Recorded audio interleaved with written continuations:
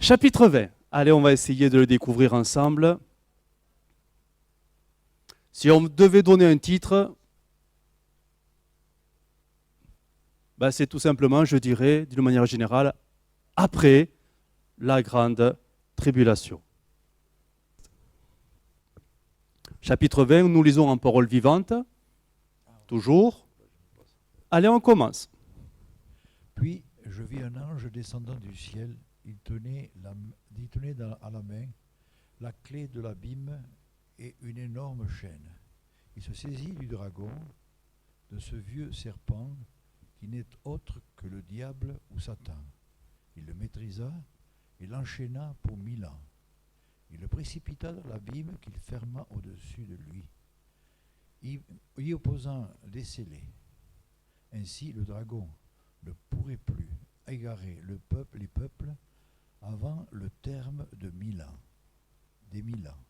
Après cela, il doit être relâché pour un peu de temps.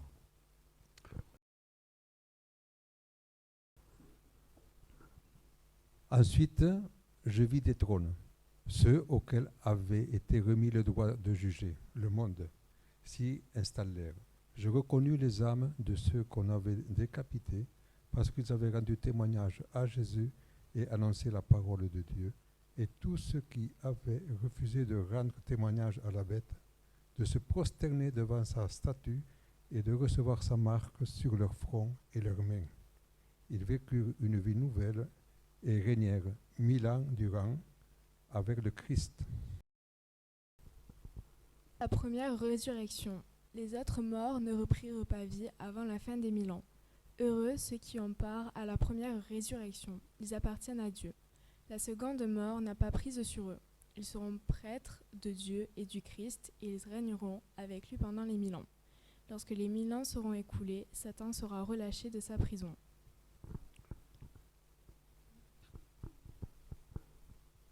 Sitôt sorti, il recommencera à séduire les peuples et à les entraîner dans l'erreur. Il ira rassembler les nations des 4 coins du monde jusqu'à Gog et Magog pour les conduire au combat en troupes innombrables comme le sable au bord des mers. Elle parcourt toute la surface de la terre pour aller assiéger le camp des saints et la ville bien-aimée. Mais Dieu fit tomber du ciel un feu fulgurant qui les foudroya. Le diable, leur instigateur, fut jeté dans l'étang de soufre embrasé, y rejoignant la bête et le faux prophète pour subir des tourments jour et nuit pendant l'éternité. Ensuite, je vis un très grand trône d'une blancheur étincelante et celui qui y siégeait. Le ciel et la terre s'enfuirent loin de sa présence. Ils disparurent pour toujours sans laisser de traces.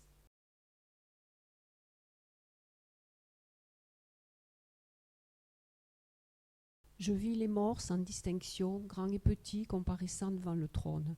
Des livres furent ouverts. On ouvrit aussi le livre de vie. Les morts furent jugés, chacun d'après ses actes, suivant ce qui était écrit dans ces livres.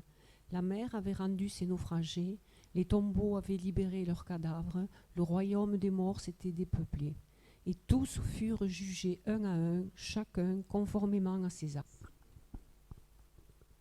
Puis la mort elle-même et le séjour des morts furent précipités dans l'étang de feu, qui est la seconde mort. On y jeta aussi tous ceux dont les noms ne furent pas trouvés inscrits dans le livre de vie.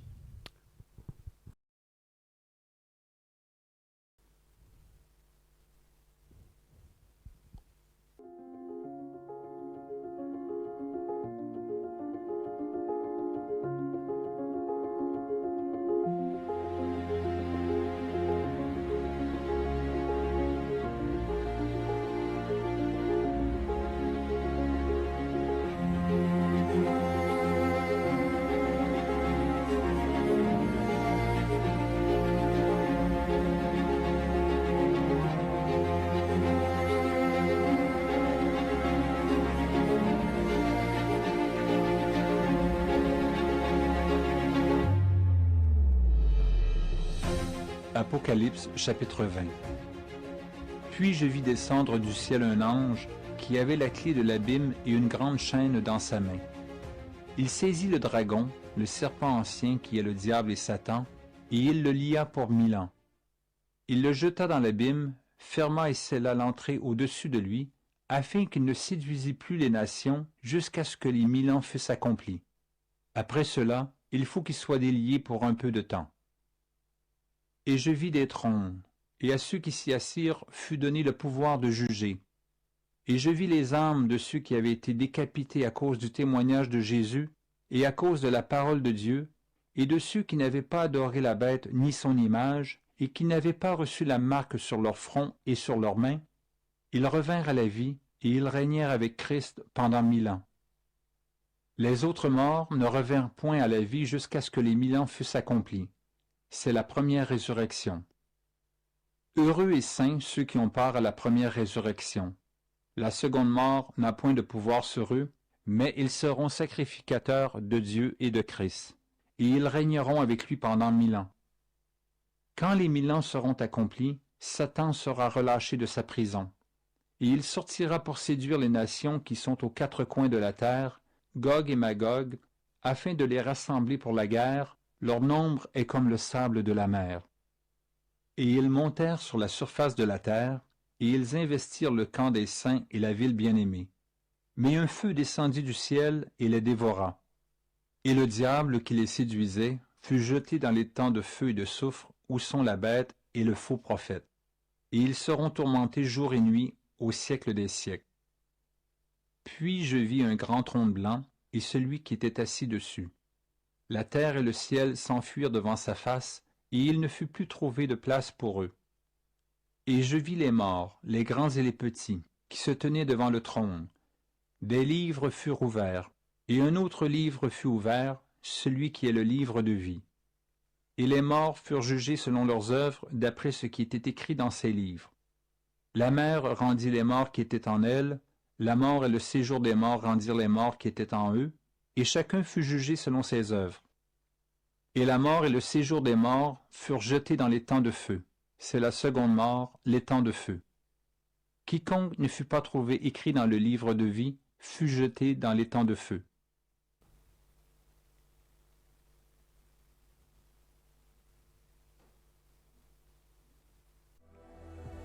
Puis je vis descendre du ciel un ange, qui avait la clé de l'abîme et une grande chaîne dans sa main.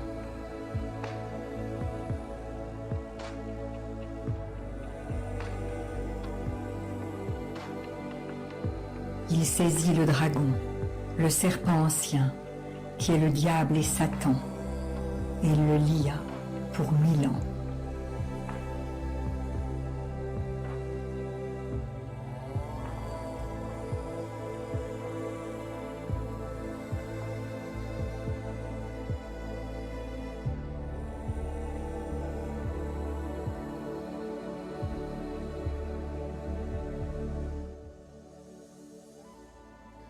Il le jeta dans l'abîme.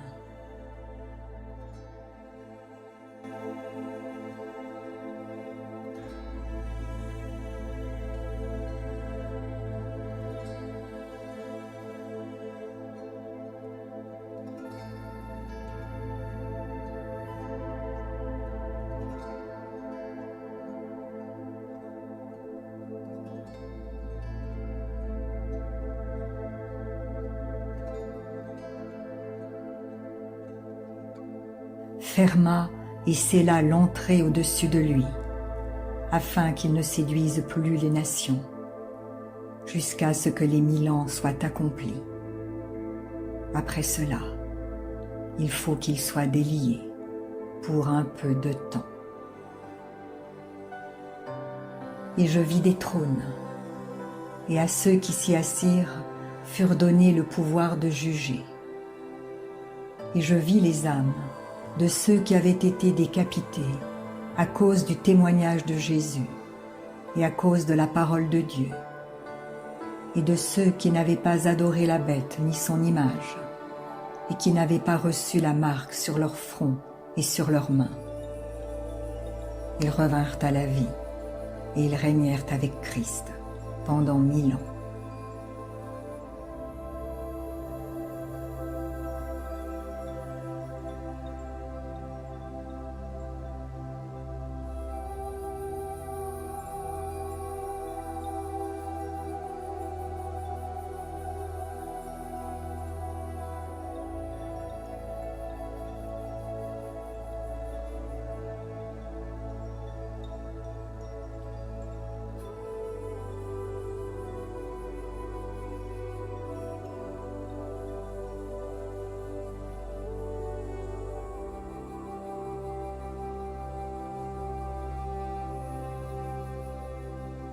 Les autres morts ne revinrent pas à la vie, jusqu'à ce que les 1000 ans soient accomplis.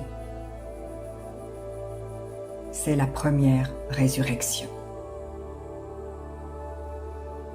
Heureux et saints ceux qui ont part à la première résurrection. La seconde mort n'a pas de pouvoir sur eux, mais ils seront sacrificateurs de Dieu et de Christ, et ils régneront avec lui pendant 1000 ans.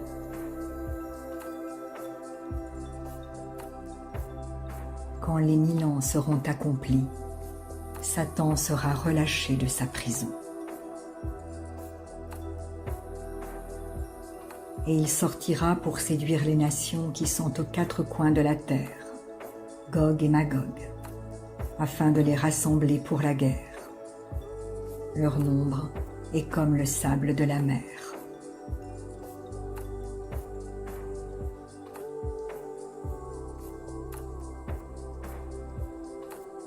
Et ils montèrent sur la surface de la terre.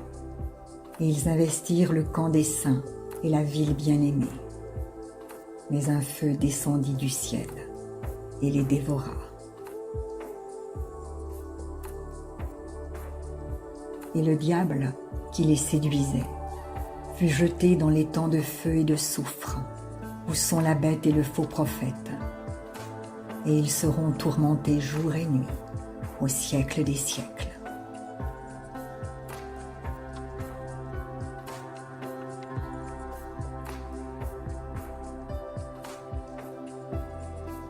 Puis je vis un grand trône blanc, et celui qui était assis dessus. La terre et le ciel s'enfuirent devant sa face, et il ne fut plus trouvé de place pour eux.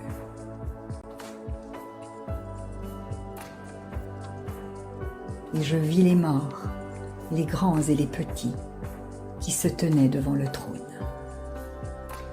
Des livres furent ouverts, et un autre livre fut ouvert, celui qui est le livre de vie. Et les morts furent jugés selon leurs œuvres, d'après ce qui était écrit dans ces livres.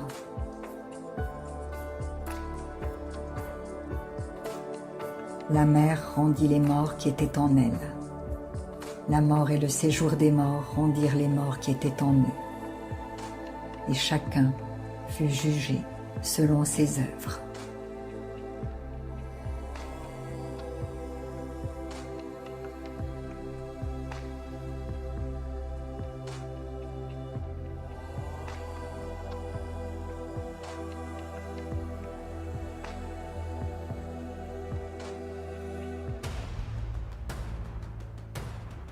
Et la mort et le séjour des morts furent jetés dans les temps de feu. C'est la seconde mort, les temps de feu.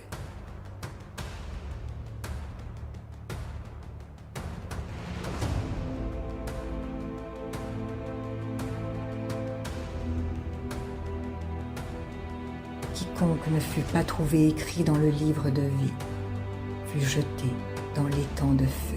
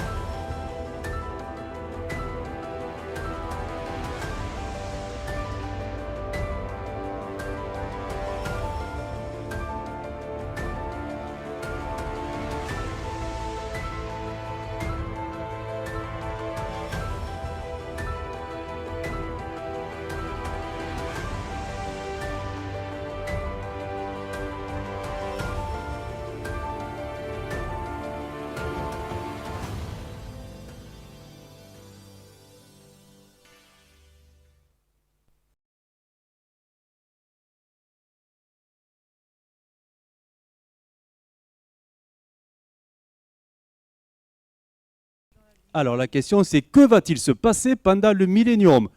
Et dans le détail, c'est-à-dire pour l'Église, pour Israël, pour les nations et pour le diable, tout simplement. Alors, en fait, qu'est-ce qui se passe pendant ce millénium? On va essayer de voir ça ensemble. Alors, déjà, petite introduction, c'est avant le millénium, parce qu'il y a un détail. J'en avais fait tout un point et une explication, mais je vois que ça a été... Avant que le millénium commence, le prophète Daniel va prophétiser quelque chose d'assez curieux. On le zappe très vite parce qu'on n'y fait même pas attention. Pourtant, c'est assez déterminant. Alors, juste avant le millénium, il y a quoi? Il y a le retour de Jésus.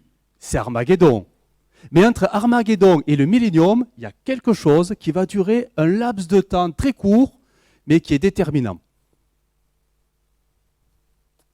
Alors, on récapitule très rapidement la chronologie, on va dire, de l'Église. Alors, l'Église, l'enlèvement. Bon, jusqu'ici, on le sait. Qu'est-ce qui va se passer? Il y aura le tribunal de Christ. Il y aura le mariage de l'agneau. Tout ça, on est dans le ciel. Hein, pendant la grande tribulation sur la terre. Après, il y a le retour sur terre avec Christ. L'Église revient sur terre avec Christ. C'est l'épouse à ce moment-là. C'est Armageddon. Il y aura le jugement des nations sur la terre. Et l'Église participera à ces jugements, parce qu'il est dit que l'Église est assise sur le trône avec Jésus pour régner. Ok? C'est le point 7. Et le point 6, c'est là que parfois il y a une grande confusion. Il y aura le festin des noces de l'agneau, qui n'est pas la même chose que le mariage de l'agneau. C'est un mariage à l'oriental. Tout ça, on l'a vu. Bon, on va y revenir un peu. Hein. Et il y aura le 7e point, donc c'est celui-là qu'on va voir, le règne avec Christ pendant 1000 ans. Alors, le petit dessin, celui-ci vous le connaissez presque par cœur maintenant. Voilà, nous sommes avec le rectangle jaune Armageddon. L'Antichrist, le faux prophète sont jetés en enfer, etc., dans les temps de feu. Et voilà ce qui va se passer. Le prophète Daniel prophétise au chapitre 12, au verset 11, un événement qui va durer 75 jours. Pas un de plus, pas un de moins. 75 jours. Alors, moi, je vais l'appeler tout simplement une prolongation. Et c'est seulement après cette prolongation que le diable, lui, sera jeté pendant 1000 ans. Donc pendant ces 75 jours, Daniel 12, 11, depuis le moment où l'on fera cesser le sacrifice perpétuel et où l'on installera l'abominable profanation, s'écouleront 1290 jours. Donc ça, on est familier de ces chiffres-là, c'est les deux périodes. Hein. Heureux, et là c'est étonnant, heureux celui qui atteindra et qui parviendra jusqu'au 1335e jour, c'est-à-dire le premier chiffre plus 75. Je remets le schéma. Voilà, c'est 1260 plus 1260 plus 75 donne 1335. Alors c'est quoi? Ce temps de 75 jours qui va annoncer donc l'ouverture du millénium, c'est tout simplement le jugement des nations. Car l'Église va venir sur terre juger les nations. Vous le saviez. Mais c'est déterminant. Parce que c'est à partir de ce jugement que va être déterminé qui sont les populations qui vont, les nations qui vont tout simplement rester pendant le millénium. Et oui, parce qu'il y aura des gens pendant le millénium. Mais qui? Ceux qu'on va juger. Bon, tout ça, on va le revoir. On va y aller. On va y revenir en détail. Alors, le millénium, un règne parfait. On rentre en détail dans les choses. Christ sera personnellement présent sur terre et sera assis sur le trône de David. C'est important de préciser trône de David parce que c'est à ce moment que Christ vient réaliser, accomplir toutes les prophéties qui n'ont pas pu se réaliser, prophéties qui datent d'Abraham jusqu'au roi David. les choses se réaliseront. Son règne sera une paix et une justice universelle, jamais connue donc jusqu'à présent. Jérusalem deviendra la capitale mondiale où régnera Christ. Et toutes les nations, du moins celles qui seront trouvées dignes de rentrer dans le millénium, viendront adorer le Seigneur à Jérusalem. Il y aura un temple sera présent pour accueillir le trône de David à Jérusalem. Un nouveau temple. Pas le troisième, hein? C'est un quatrième. Ce nouveau temple sera, la Bible dit, construit, alors j'ai mis entre guillemets parce que c'est vraiment bizarre l'histoire, miraculeusement construit par Dieu lui-même. Le texte le dit d'une manière assez simple, Zacharie 6,12, écoute ce que déclare le Seigneur des armées célestes, voici un homme dont le nom est Germe, donc on parle du Messie tout simplement, on parle du Seigneur, et sous ses pas, tout germera. Il, le germe, bâtira le temple de l'Éternel. C'est lui qui bâtira le temple de l'Éternel. Il sera revêtu de majesté royale et il siégera sur son trône pour gouverner. Des textes étonnants, mais ils sont clairs quand même. C'est le quatrième temple d'Ézéchiel. On a quelques détails, simplement les lire, c'est Ézéchiel 45, qui en donne les mesures, une superficie de 5625 km², soit 75 km sur 75 km. On a du mal à imaginer ce que ça fait.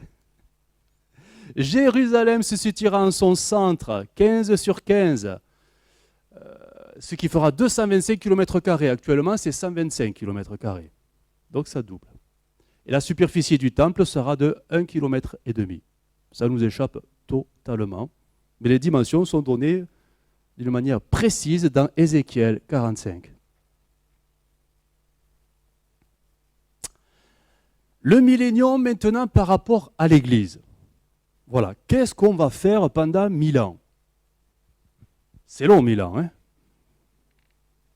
C'est comme un jour. Alors qu'est-ce qu'on va faire? Vous l'avez quasiment tous dit, parce que c'est assez simple finalement. Hein?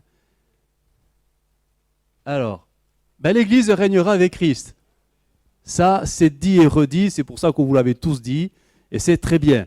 Elle siégera avec Christ sur son trône, donc pas à côté, sur le trône.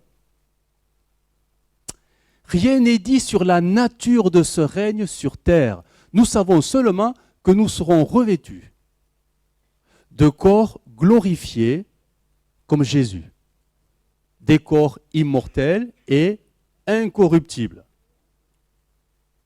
Ça c'est dit quand même. Nous serons, Jésus l'avait dit en son temps aussi, comme les anges, avec des corps spirituels. C'est particulier, on ne peut même pas imaginer ce que ça sera.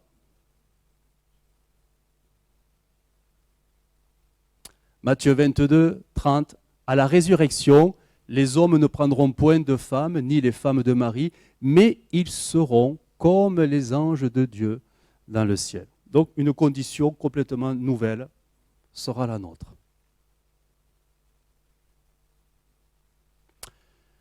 Le millénium et Israël. Vous l'avez quasiment dit,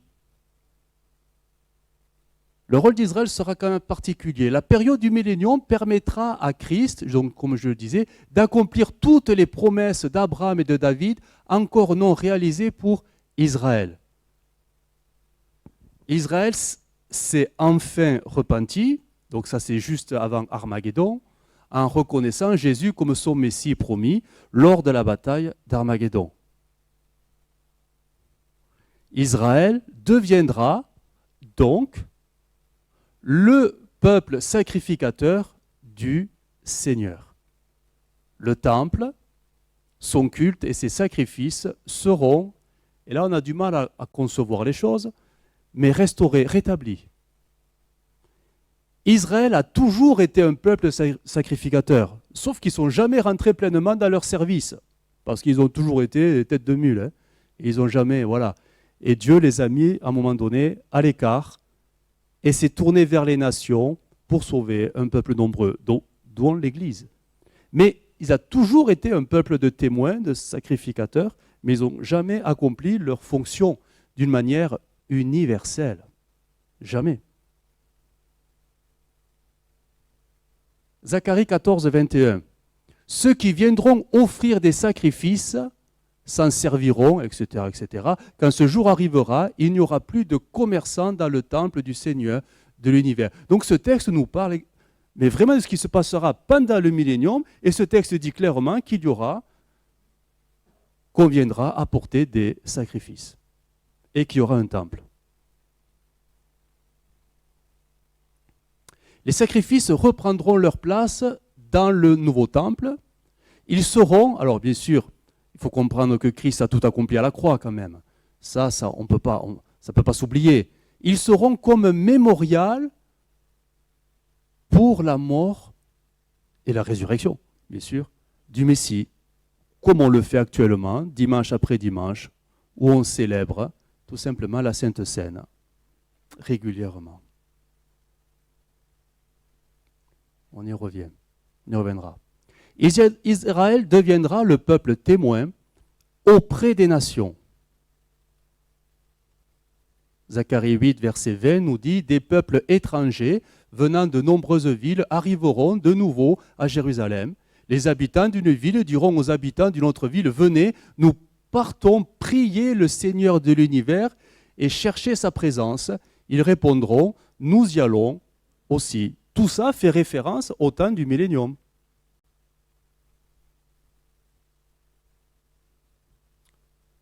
Le millénium et les nations, maintenant.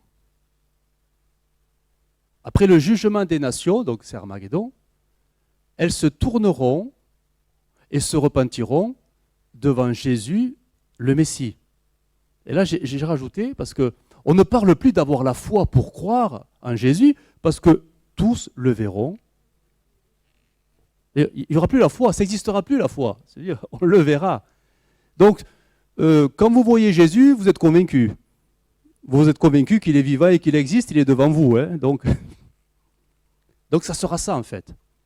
Donc les nations le verront et se tourneront vers lui. Ésaïe 2, verset 2. Il arrivera dans la suite des temps que la montagne de la maison de l'Éternel sera fondée sur le sommet des montagnes, qu'elle s'élèvera par-dessus les collines et que toutes les nations y afflueront. Déjà là, on a un élément. Les nations iront à Jérusalem pour célébrer le Seigneur. Des peuples s'y rendront en foule et diront « Venez et montons à la montagne de l'Éternel, à la montagne du Dieu de Jacob, afin qu'il nous enseigne ses voies et que nous marchions dans ses sentiers, car de Sion sortira la loi et de Jérusalem la parole de l'Éternel. » Ça aussi, c'est quelque chose qui nous dépasse totalement. Aujourd'hui, quand on veut connaître la parole de Dieu, on va dans une église où on écoute un pasteur prêcher. À ce moment-là, ça sera complètement différent. Les nations iront à Jérusalem, être enseignées directement par le Seigneur.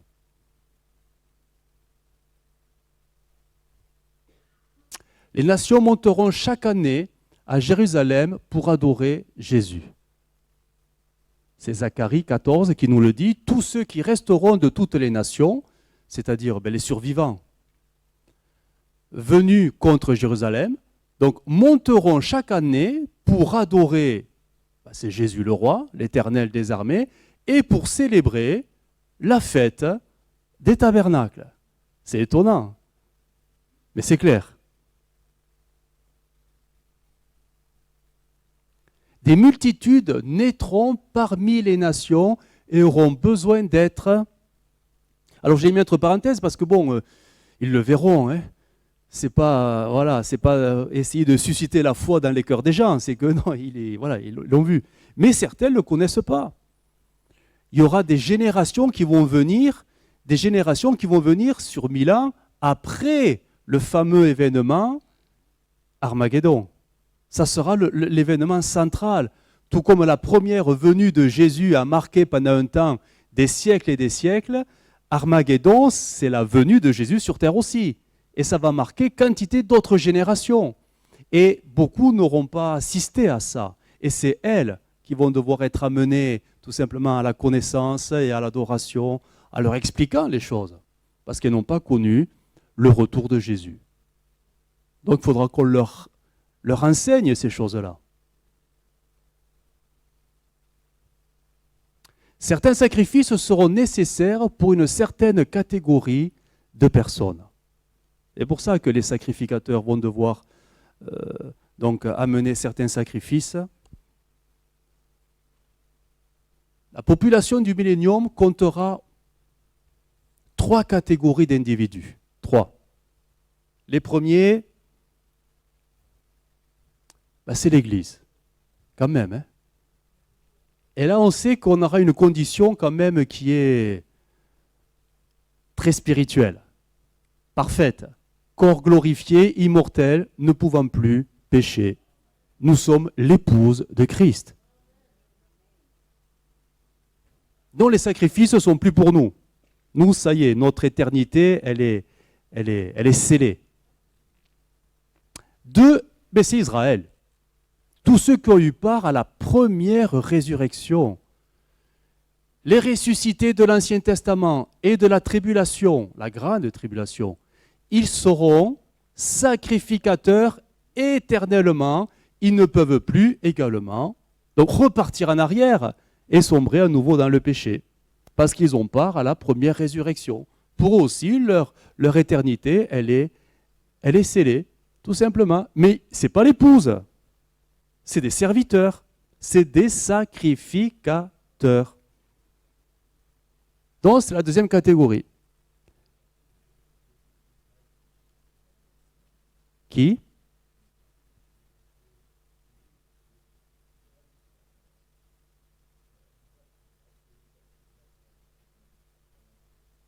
Non ?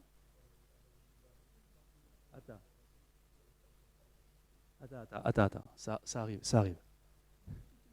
Et on arrive à la troisième catégorie, donc c'est les nations. Les nations jugées dignes de recevoir le royaume. Tout est là en fait. Ils seront toujours dans leur corps physique, donc de pécheurs, et donc encore faillibles et pouvant être soumis au péché. Regardez.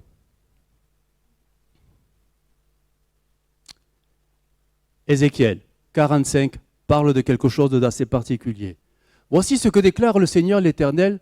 Le jour de l'an, on prendra un jeune taureau sans défaut et l'on fera l'expiation pour le sanctuaire. C'est le 4e temple. Hein. Le prêtre prendra du sang de la victime du sacrifice pour le péché et en appliquera sur les montants de la porte du temple, sur les 4 angles du socle de l'autel et sur les montants de la porte du parvis intérieur. On agira de même le 7e jour du mois pour l'homme. On est en train de parler du fameux temple que l'Éternel bâtira lui-même. Pour l'homme qui aura péché par ignorance ou par inadvertance. Vous accomplirez ainsi le rite d'expiation pour le temple. Ça, c'est totalement nouveau. C'est quelque chose qui se passera plus tard.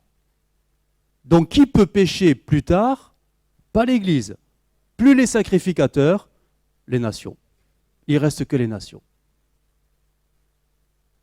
Mais on parle d'un péché par ignorance ou inadvertance. Le péché volontaire sera... C'est là que ça sera difficile. Exterminé du nouveau royaume de Christ. On n'est plus sous le temps de la grâce. C'est autre chose. Hein? Ésaïe 60 nous dit au verset 11, « Tes portes seront toujours ouvertes, elles ne seront fermées ni jour ni nuit, afin de laisser entrer chez toi les trésors des nations et leurs rois avec leur suite, car la nation et le royaume qui ne te serviront pas périront, ces nations-là seront exterminées. » On est au temps du règne de 1000 ans pendant Jésus.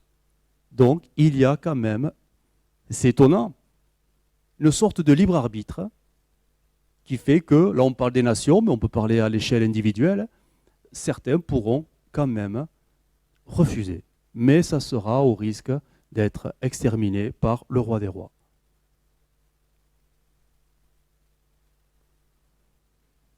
Le millénium et la nature, on y reviendra sur ce point-là. Et la nature, là aussi il y aura des changements radicaux. Ce sera la renaissance de la création.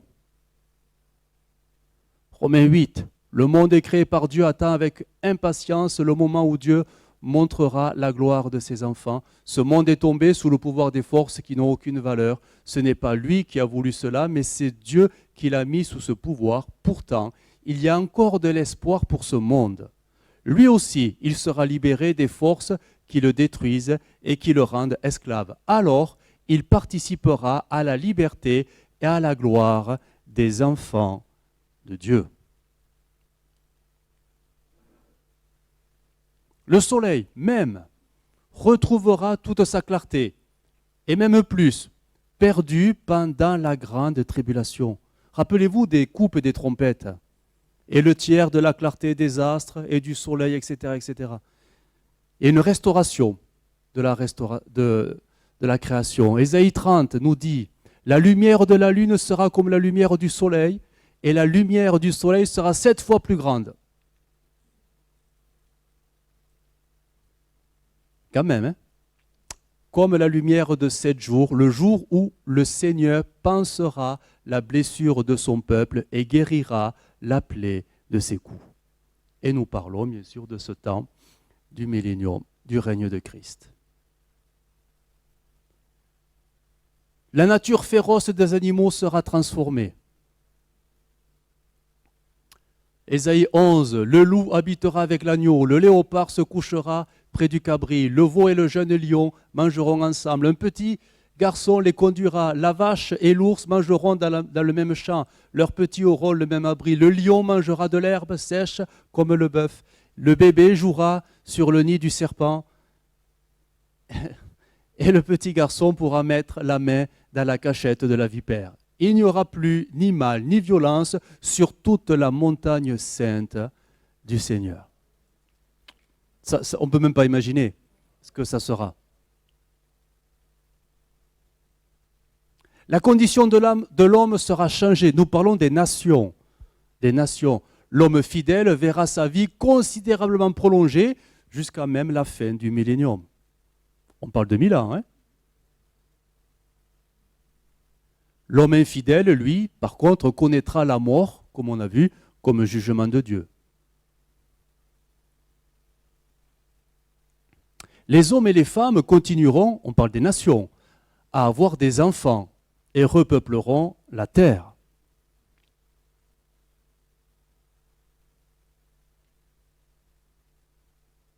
Pour conclure ce point-là, la Bible présente cette période comme une période de grande joie et de bonheur. Ce sera une période de grande prospérité et sécurité matérielle. La terre sera remplie de la connaissance de l'Éternel comme la mer couvre le fond des mers. Tout ça, c'est des textes qui vont se réaliser pendant cette période. Les relations humaines, tant individuelles qu'entre les nations, seront paisibles. Il n'y aura plus de violence ni de guerre. L'Église régnera aux côtés de l'époux, assise sur son trône. Israël servira le Seigneur comme peuple sacrificateur à Jérusalem. Et les nations seront des adorateurs devant le Seigneur.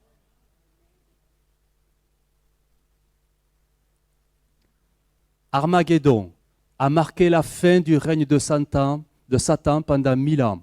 Rendu impuissant, il ne séduira plus les hommes et les nations. Mais les hommes garderont, là j'y reviens, leur libre arbitre et pourront donc encore pécher contre Dieu.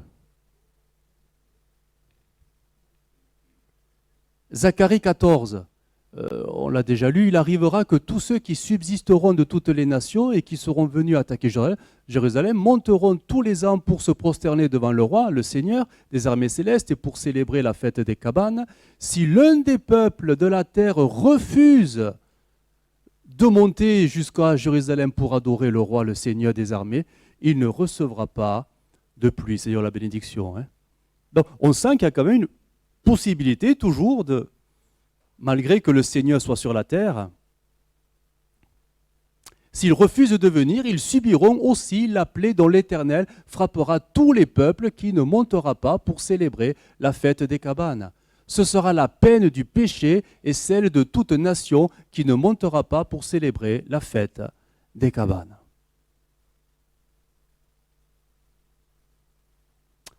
Après le millénium, vous l'avez dit, vous l'avez trouvé, le diable bien sûr est enchaîné, il sera relâché.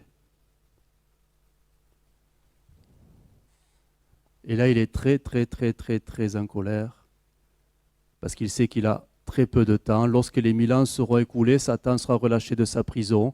Sitôt sorti, il recommencera à séduire les peuples et à les entraîner dans l'erreur. Il ira rassembler les nations des 4 coins du monde jusqu'à Gog et Magog pour les conduire au combat en troupes innombrables comme le sable au bord des mers. Elles parcoururent toute la surface de la terre pour aller assiéger le camp des saints et la ville des bien-aimés.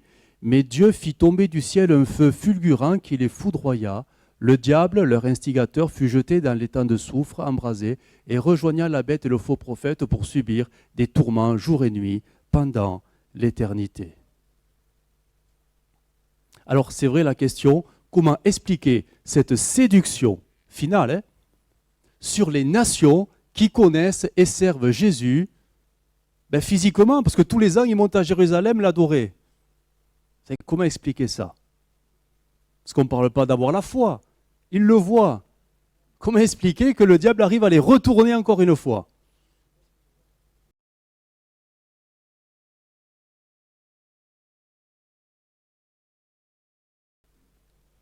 Alors, en fait, c'est un mystère. Mais on peut, regardez, ça reste un mystère de la même manière que Satan a su séduire le tiers des anges qui voyaient et servaient directement le Seigneur dans le ciel. Donc si Satan a pu retourner des anges quand même, qui sont jour et nuit devant Dieu, alors des hommes qui sont encore faillibles et qui sont de temps en temps devant Dieu, on comprend aussi que cette génération a besoin d'être aussi testée. L'épreuve de leur foi ou de leur, comme tu dis, de leur engagement. Parce que si le diable, n'était pas là, en fait, toute cette génération pendant ces 1000 ans, en fait, comme tu disais Michel, en fait, ils sont comme contraints et obligés, pour ne pas mourir, de faire ça devant Dieu. Sauf que Dieu a toujours voulu laisser le libre arbitre. Et le seul moyen, finalement, de les tester, c'est de les mettre à l'épreuve. Voilà. Et là, on peut dire que Dieu a été juste avec toutes les générations de tous les temps, depuis que la terre est créée. La Bible ne donne aucune explication sur les raisons de sa libération. Satan rassemblera les nations Gog et Magog et attaquera Jérusalem encore une fois. Cette dernière révolte sera de courte durée, stoppée aussitôt par un feu descendant du ciel, consumant toutes ses armées. Aussitôt, Satan sera jeté dans l'étang de feu avec la bête et le faux prophète pour l'éternité. Ce sera la fin du monde actuel tel que nous le connaissons. C'est également 2 Pierre 3, c'est également avec de l'eau de la grande inondation que le monde d'autrefois a été détruit. De la même façon, la parole de Dieu garde en réserve le ciel et la terre d'aujourd'hui pour le jour où les ennemis de Dieu seront jugés. Ce jour-là, le ciel et la terre seront détruits par le feu. Alors on en arrive à là et on termine à cette dernière question finalement. Que va-t-il se passer devant le grand trône blanc?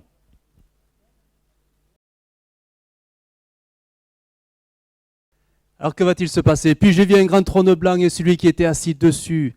La terre et le ciel s'enfuirent devant sa face et il ne fut plus trouvé de place pour eux.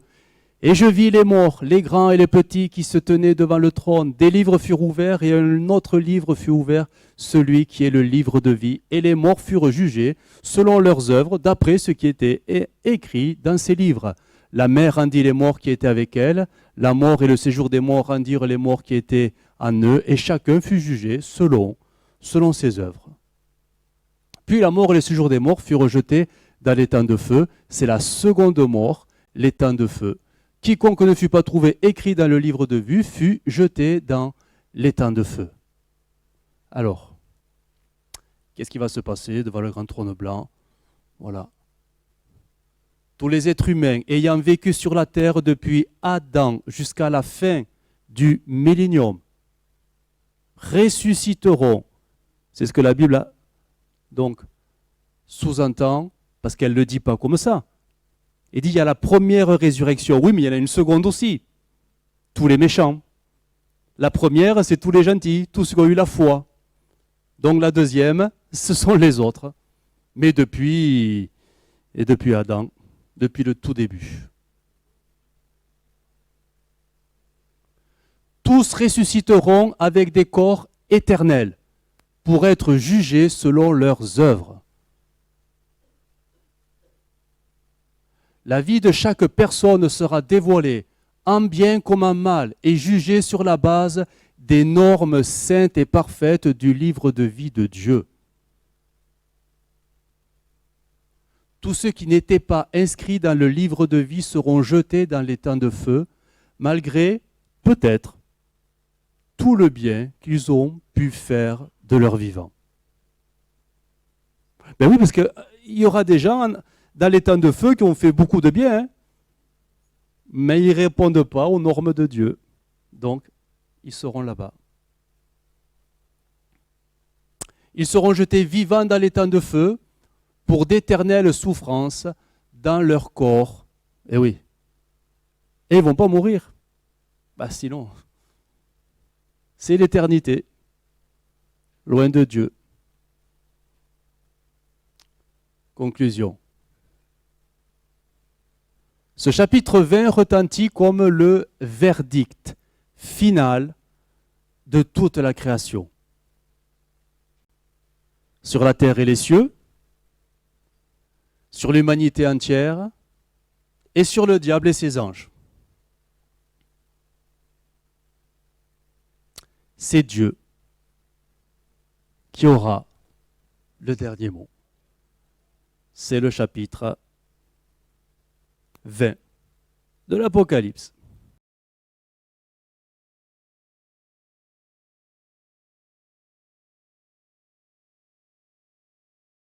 La prochaine fois, nous verrons le chapitre 21 qui nous parlera de la nouvelle création. La nouvelle terre, les nouveaux cieux, la Jérusalem céleste.